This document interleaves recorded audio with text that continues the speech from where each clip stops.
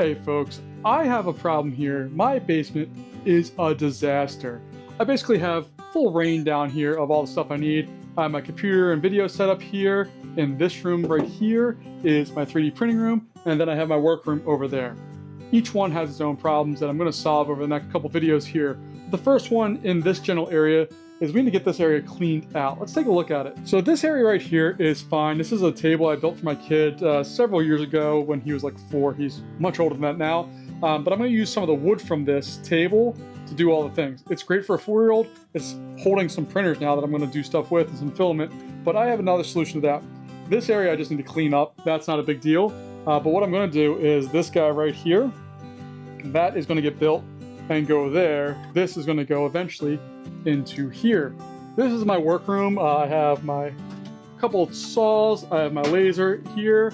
I have a whole mess here. I hate how this is all set up. I hate this thing going over there, and it has to go outside. And you can see I don't organize all this stuff. This is a problem. I'm going to fix all of that here very soon.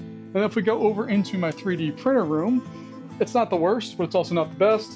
I have my printers here, my workout stuff's over there, but I have my 3 printers right there, and then this bottom shelf is kind of just empty right now. I'm going to fill them up with more printers, and then this area of all my video gear and random bathroom supplies and all that stuff, this all is fine. I'm okay with that. I organized that most recently here, printed out some cubbies and all that stuff to hold all of that. So this area is going to change because I have 2 more A1 minis that are going to go in here. I have this guy here that's going to go somewhere else. I love my flash forwards that stand, and there may be another printer joining us. I don't know yet, but that's all going to get changed out and moved over. And then when we go back into this room, I have a couple goals that I want to do. But our first thing that we need to do is get this area cleared out so that I can put this bad boy together, get it set up in there. And I'm going to talk about this thing a whole bunch more here in just a second. But this is going to be part 1 because I'm going to basically tackle each one of the rooms over the course of a video. So video 1 is going to be this room. So we got that cleared out. Now we got to get this thing assembled. This is a 48-inch tall adjustable height table or desk. It has inbuilt power. It was pretty cheap. It was like 130 bucks, shipping and all that stuff included. So it was like pretty cheap out the door. And what I like about it is it's light. I can move it around, so I can set it up as a table to work on, to film with. If I need to work on printers or anything like that, I can do all that stuff. So let's go ahead and get this assembled. I don't think it's going to be a big deal. It gives storage underneath, but it's also movable. I dig it. I did not opt for the version with casters just because it's a big extra expense. It was like an extra 50 or 60 bucks for casters. I didn't see that being worth half the value of this thing. So let's go ahead and open it up and get it assembled. So when you open it up, you can see both the adjustable legs are right there. We have just a spacer box. There's actually nothing in this. This one does have stuff. It's all the hardware. And then the desktop is on the bottom here. So nothing big deal. There's extension legs underneath these big ones. But yeah, it's well packaged. And again, this thing came in like 2 days, which is pretty impressive. And this is the piece of wood it comes with. It's nice, just kind of the sawtooth kind of blades there. And then the bottom side that has some pre-drilled holes in it. Nothing too wild. This bottom side is not as shiny as the top, but that's okay because nobody's looking at that part. So basically all you have to do is attach legs to both sides with a couple screws, connect some plates that go in between them, and it's done. Should be really, really easy to do.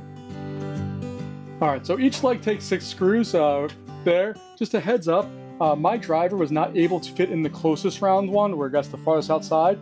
So if you have a driver, you need an extension. I don't have one that's long enough to fit that gap. And there's also some rib nuts here where the power supply, where the brick is going to go, the power strip is going to slide into. That gives me some ideas for what I can do in my workroom next time. I apologize for the light there, but this thing's built super easy. Probably took me about 10-15 minutes, and more of that was just trying to find the right screws. You see how high this thing gets. I'm 6'2", this thing is up to my hip. This is a very comfortable height for me to work at.